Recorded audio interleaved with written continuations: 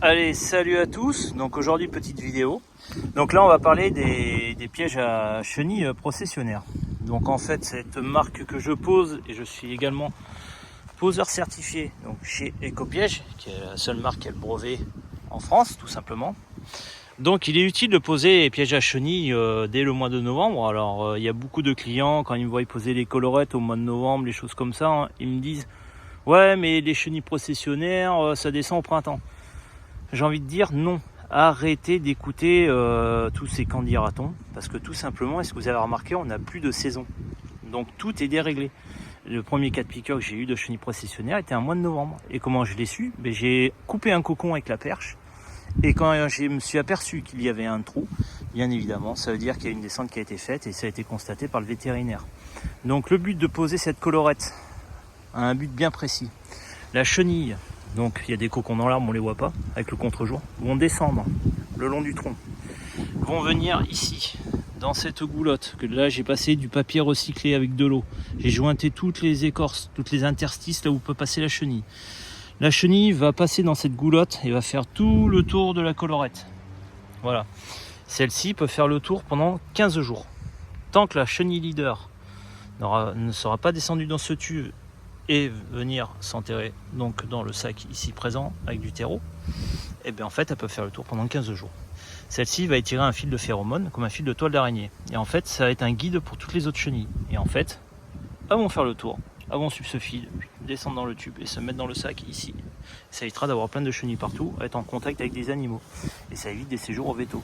Ok, donc voilà comment se pose un écopiège. Donc on travaille vraiment avec l'arbre et on fait pas n'importe quoi, parce que je vois certains professionnels, ils posent des colorettes d'inférieure qualité et en plus ils clouent dans l'écorce. Alors même si l'écorce est protecteur de quelque chose de protecteur de l'arbre, ben je suis désolé mais on fait quand même mal à l'arbre. Donc du coup avec écopiège tout simplement, on travaille avec l'arbre, c'est-à-dire ça c'est ce qui va tendre le sac pour pas qu'il s'affaisse.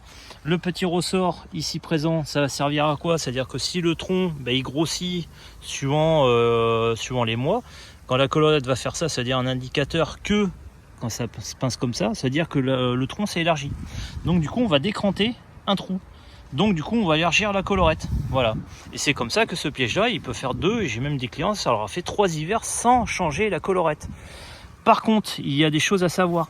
Il faut que toujours la colorette soit bien accessible, qu'il n'y ait pas d'aiguille. Si c'est le cas, et si on voit un fil de toile d'araignée dans la colorette, surtout on n'y va pas avec des mains, on prend un masque, des lunettes et des gants, ok, pour dégager le chemin de la colorette. Bien vérifier que le tube de descente ne soit pas obstrué. Voilà, il y a 2-3 petites choses. Alors ça, souvent, je le conseille à mes clients de le faire une fois par mois. Hein. Ça ne demande pas grand-chose, un petit coup d'œil. Et puis c'est fait quoi. Le sac, du coup, on l'enlève vers mi-mai, fin mai. Ordure ménagère classique, et ensuite on raccroche un sac tout neuf dès le mois d'octobre avec du terreau, on remet le tube derrière le sac et on est reparti pour un hiver tranquille.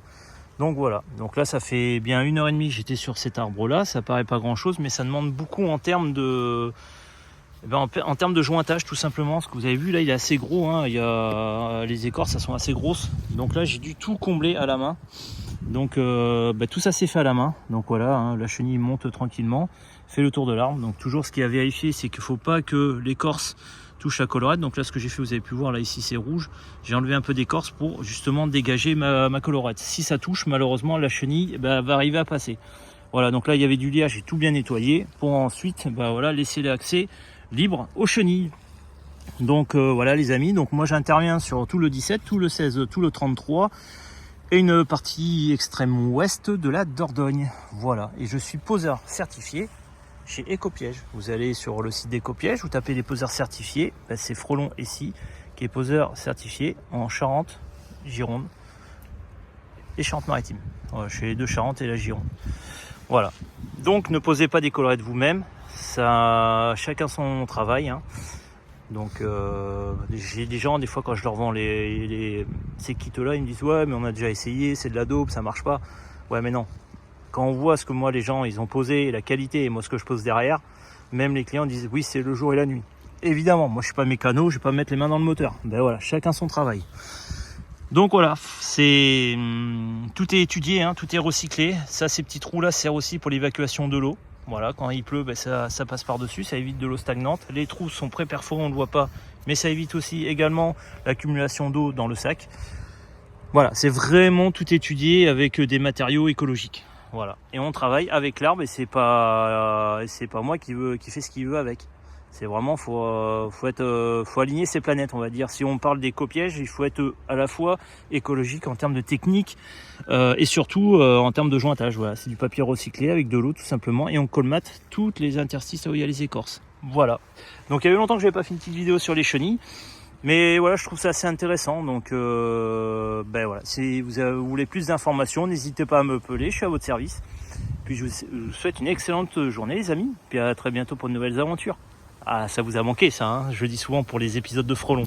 Mais bon, là, il n'y a pas de frelons. Il y a aussi un petit truc à faire, c'est que les chenilles, quand elles sont dans la goulotte, ça j'ai dit à mon client, surtout ne pas les toucher ou quoi que ce soit, parce que les poils, c'est un réflexe défensif et en fait, vous pouvez les inhaler ou tout simplement recevoir dans les yeux et même sur la peau. Alors là, je vous le dis pas, c'est direction le médecin et séance grattage au minimum garantie.